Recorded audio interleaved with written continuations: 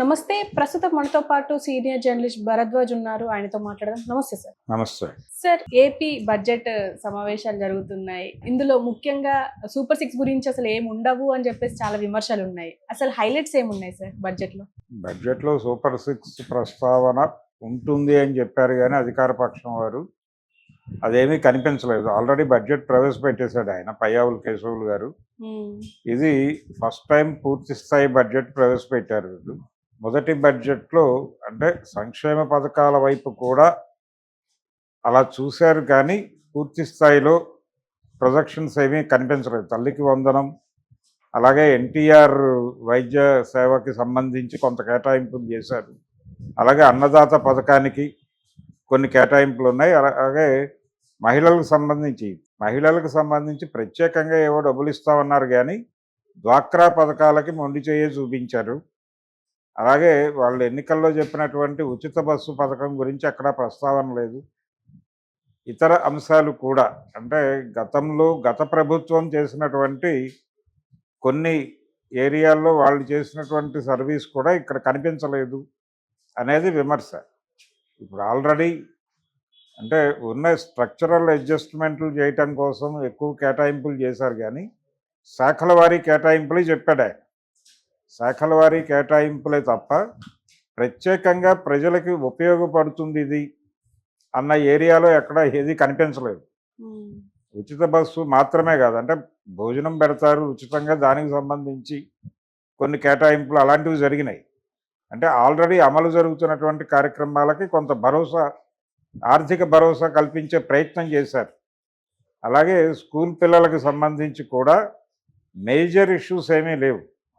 నడుస్తున్నవి నడపడానికి సంబంధించిన ఆర్థిక భరోసా ఇచ్చే ప్రయత్నం మాత్రమే జరిగింది కానీ కొత్త ట్విస్టులు, హైలైట్స్ అని చెప్పుకోవడానికి ఏమీ లేవు. దీనిలో చాలా ప్లెయిన్గా ఉంది బడ్జెట్. ఎవరికి హర్షణీయము అని చెప్పడానికి ఏమీ లేదు. దానిలో చాలా నార్మల్ బడ్జెట్, వచ్చిన డబ్బులు ఎలా ఖర్చు పెడతామన్న పద్ధతిలో ఉంది తప్ప ఎవరికి ఏమీ చేయలేదు. అలాగే సూపర్ 6 హామీలకు సంబంధించిన జాడ కూడా లేదు.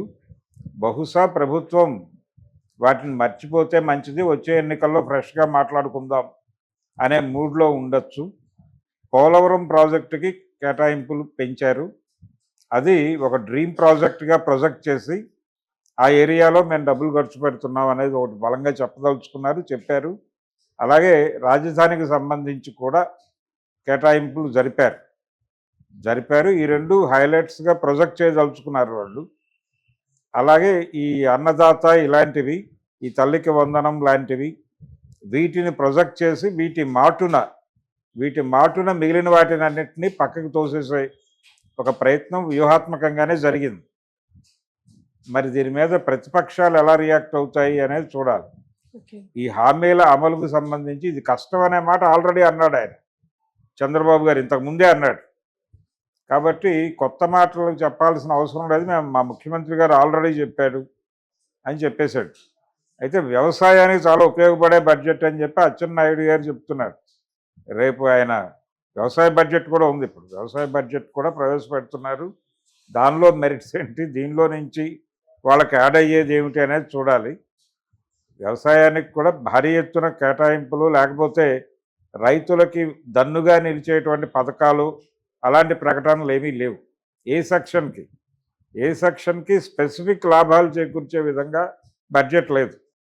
మామూలు సాధారణ పరిపాలనకు సంబంధించిన బడ్జెట్ లాగానే ఉంది అది. ఏ రకమైనటువంటి విచిత్రమైనటువంటి అంటే ఇబ్బంది పెట్టలేదు, అలాగని చెప్పి ఏ రకమైనటువంటి మెరుపులు లేవు, చీకట్లు లేవు, కొంచెం బ్యాలెన్స్తో వెళ్ళే ప్రయత్నం జరిగింది.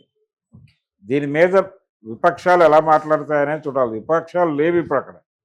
కొద్దో గొప్ప మాట్లాడితే వామపక్షాలు మాట్లాడాలి, లేదంటే వైఎస్ఆర్సీపీ మాట్లాడాలి. వైఎస్ఆర్సీపీ వాంటెడ్గానే బాగున్నా బాగాలేదంటుంది కాబట్టి అది పక్కన పెడితే లెఫ్ట్ ఏం మాట్లాడుతుంది అనేది చూడాలి. సార్, సూపర్ 6 ప్రస్తావన తక్కువ ఉంది అని అంటున్నాము. అండ్ ఫ్రీ బస్సు ఇక్కడైతే తొందరగానే పెట్టేశారు. మరి ఇంకా అక్కడ అమలు చేయకపోవడానికి కారణాలు ఏమై ఉంటాయి సార్? ఆల్రెడీ అక్కడ ట్రాన్స్పోర్ట్ వ్యవస్థ నష్టాల్లో ఉంది అనేది ఒక ప్రొజెక్షన్. ఆ ప్రొజెక్షన్ నుంచి ఈ భారాన్ని గవర్నమెంట్ ఎలాగ ఇస్తుంది, గవర్నమెంట్ నుంచి కార్పొరేషన్కి వెళ్ళాల్సిన అక్కడ గవర్నమెంట్లోనే ఉంది, అది విడిగా కార్పొరేషన్ కాదు. జగన్మోహన్ రెడ్డి చేశాడు అది. చేసిన తర్వాత ఇప్పుడు దాని భారాన్ని ప్రభుత్వం ఎలా మొయ్యాలి అనే దానికి సంబంధించి ఒక క్లారిటీ లేదు వాళ్ళకి. ఇచ్చేటప్పుడు ఆలోచించుకోవాలి, హామీ ఇచ్చేటప్పుడు బాగానే ఉంది, అదేదో తెలంగాణలో వర్కౌట్ అయ్యింది, మనం కూడా చెప్పేద్దాం అన్న ధోరణిలో చెప్పేశారు. కానీ ప్రాక్టికల్గా ఉన్నటువంటి ప్రాబ్లమ్స్ ఏమిటి అనేది ప్రాపర్గా ఆలోచించలేదు. ఆలోచించకుండా చేశారు. ఇప్పటికైనా చెయ్యాలి, అది చేస్తే క్రెడిబిలిటీ నిలబడుతుంది. ఇప్పుడు దాని మీద రకరకాల కౌంటర్ ఆర్గ్యుమెంట్స్ పట్టుకొచ్చే ప్రయత్నం చేస్తున్నారు. తెలంగాణలో ఆ పథకం ఎలా అమలు జరుగుతోంది, దాని మీద వస్తున్నటువంటి విమర్శలు ఏమిటి అనే దాని మీద ఫోకస్ పెట్టి, ఇక్కడ కూడా అనుకున్నంత ఆశించినంత స్థాయి సక్సెస్ ఏం కాదు అది అనేది ప్రొజెక్ట్ చేయడం ద్వారా ప్రజల మనసుల్ని అటువైపు వెళ్లకుండా చూడాలి అనేటువంటి ఒక ప్రయత్నం అయితే తెలుగుదేశం వాళ్ళు చేస్తున్నారు. కానీ విపక్షాలు బలంగా పట్టుకున్నాయి దాన్ని.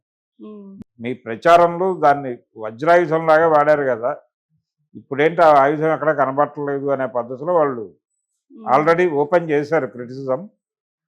చూడాలంటే ప్రభుత్వం అంత ఈజీ కాదు, అది పథకం అనౌన్స్ చేయడం తేలికే కానీ